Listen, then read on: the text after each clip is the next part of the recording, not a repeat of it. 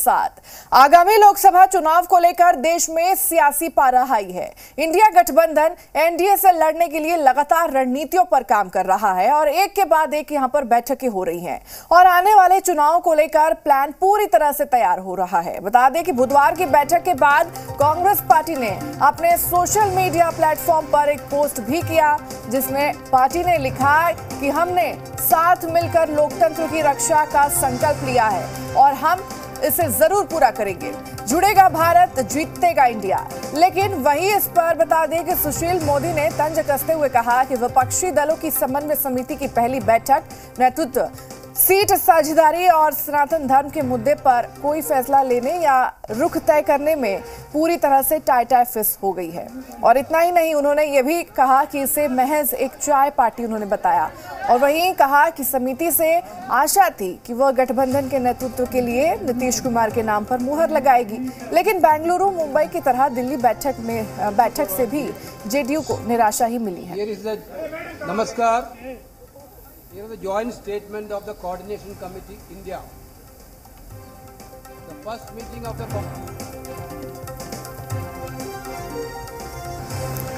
तो बड़ी खबर देखिए सामने निकलकर आ रही है। दिल्ली में जेडीयू को निराशा मिली है, ये कहा गया है। सुशील मोदी ने ये बयान दिया है कि जो बैठक हुई दिल्ली में उसमें कोई यहाँ पर फैसला नहीं लिया गया, ना किसी मुद्दे पे बातचीत नहीं की गई, ना ही कोई रणनीति बनाई गई। ये जो बैठक थी वो पूरी तरह से टाई फिस रही, चाय पार्टी से ज्यादा इसमें कुछ भी नहीं रहा। तो इंडिया गठबंधन पर निशाना साधते हुए सुशील मोदी ने ये बड़ा बयान उन्होंने दिया है। और ये भी उन्होंने कहा कि इस बैठक में नीतीश कुमार को कुछ भी नहीं मिला है, उन्हें निराशा ही हाथ लगी है।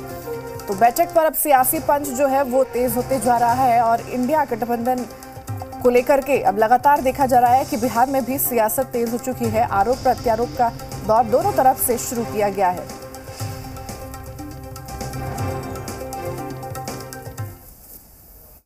इस बैठक से तो उम्मीद थी कि सीट शेयरिंग का कोई फॉर्मूला तय होगा, वो भी नहीं हो पाया। और तीसरा मुद्दा था कि सनातन के बारे में जो डीएमके के नेताओं के जो बयान आ रहे थे कि आज की बैठक में डीएमके को कंडेम किया जाएगा और सनातन विरोधी जो बयान आ रहे हैं उसकी भर्त्सना की जाएगी, उसकी भी कहीं कोई चर्चा नहीं हुई। तो न तो ये नेतृत्व तय कर पाए कि कौन लीड करेगा, न ये तय कर पाए कि सीट शेयरिंग का फॉर्मूला क्या होगा, और न ही सनातन के मुद्दे पर ही कोई स्टैंड ले पाए। परिणाम तो 2024 में आ जाएगा। इब्तिदाए इश्क है रोता है क्या, देखिए आगे आगे होता है क्या। इनके जाने का दिन आ गया है। जो दिल्ली की कुर्सी पर कुर्ली मार के बैठे हुए हैं ना, वो जाने का समय हो गया है। ये देश किसी का विरासत है क्या, किसी पार्टी का या किसी परिवार का? लोकतंत्र है इस देश में। रही बात सुशील मोदी जी, हम लोग के पुराने मित्र हैं। मैं खुदा से दुआ करता हूँ, मांगता हूँ कि भगवान उनको कोई कुर्सी दे दे। सुशील मोदी पूरी तरह से बेरोजगार हो चुके हैं।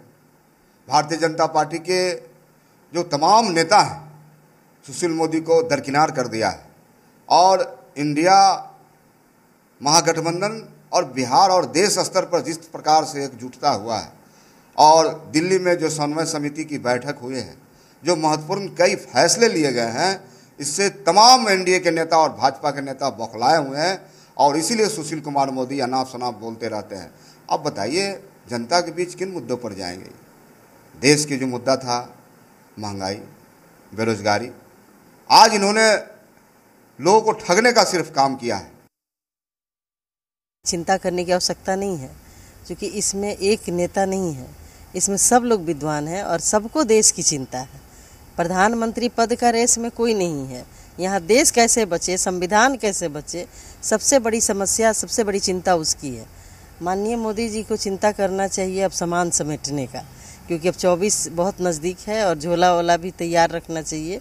जनता उनको झोला के साथ उनका विदाई करने का मन बना लिया। देखिए, अभी तक का जो समीकरण दिखा रहा है, अल्हम्दुलिल्लाह इंडिया की सरकार आगामी 2024 में बनने जा रही है और इसको इंशाल्लाह कोई नहीं रोक पाएगा। सीट का नहीं बोल सकता, लेकिन हाँ ये है कि बहुमत में पूरे हम लोग इंशाल्लाह आएंगे और ये बिहार की जो धरती है, यहीं से सरकार बनाने में अहम भूमिका लोग निभाएंगे, इसका मैं आपको वादा करता हूं। और अब ज्यादा जानकारी के साथ जी मीडिया संवाददाता रुपेंद्र हमारे साथ जुड़ चुके हैं पटना से। रुपेंद्र का रुख करते हैं। रुपेंद्र, किसने क्या कहा क्या नहीं ये मैं आपसे बाद में जानना चाहूंगी, लेकिन सबसे पहले यहाँ पर ये अपडेट आपसे लेना चाहेंगे कि जो बैठक हुई दिल्ली में, उस बैठक के बाद क्या कुछ चीजें सामने निकल कर आ रही है?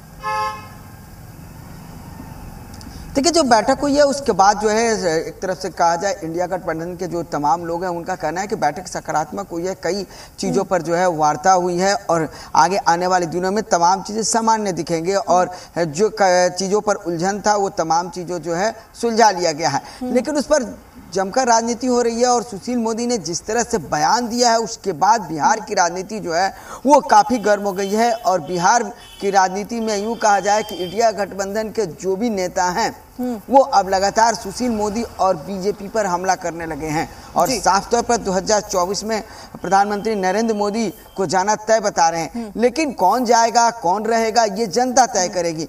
लेकिन जिस तरह से बैठक हुई है और सुशील मोदी ने तंज कसा है उस पर राजनीति बिहार में जरूर हो रही है। जी बिल्कुल, राजनीति हो रही है और लगातार देखा जा रहा है कि दोनों तरफ से यहाँ पर बयानबाजियां भी शुरू कर दी गई हैं। जिस तरह से विपक्षी दल जो है वो बैठक कर रहा है, वो आने वाले चुनाव की यहाँ पर तैयारी में इंडिया गठबंधन को देख सकते हैं कि आने वाले चुनाव को लेकर के पूरी तैयारी की जा रही है। बीजेपी की तरफ से क्या कुछ स्पेशल तैयारी यहाँ पर की जा रही है चुनाव को लेते हुए? देखिए, बीजेपी की तरफ से भी स्पेशल तैयारी की जा रही है और चुनाव को लेकर, और खास तौर पर अमित शाह 16 तारीख को बिहार दौरे पर आ रहे हैं। आज बिहार के प्रभारी जो है बीजेपी के वो पहुंचने वाले हैं। तो और कई बैठकें हो रही हैं, पन्ना प्रमुख से लेकर तमाम जो आपको प्रभारी हैं ये तमाम लोगों की बैठक हो रही है। बीजेपी घर घर जा रही है और उसी तर्ज पर जेडीयू और आरजेडी घर घर जाने को लेकर अभी ही हाल में बैठक हुआ है। आरजेडी का बैठक हुआ है, जेडीयू का बैठक हुआ है। और अपने दर्शकों को बता दें कि साफ तौर पर आरजेडी और जेडीयू के बैठक में कहा गया है कि तमाम लोग तैयार रहें, बूथ कमेटियां हैं उसको जो है वो बना लिया जाए, क्योंकि कई बूथ कमेटियां जेडीयू और आरजेडी में नहीं बन पाई हैं, हजारों की संख्या में बूथ कमेटी नहीं बना है, उसको बना लिया जाए। और खास तौर पर यह कहा गया है कि one election one nation one election के तहत अगर देश में चुनाव होता है तो उसके लिए भी तैयार हैं।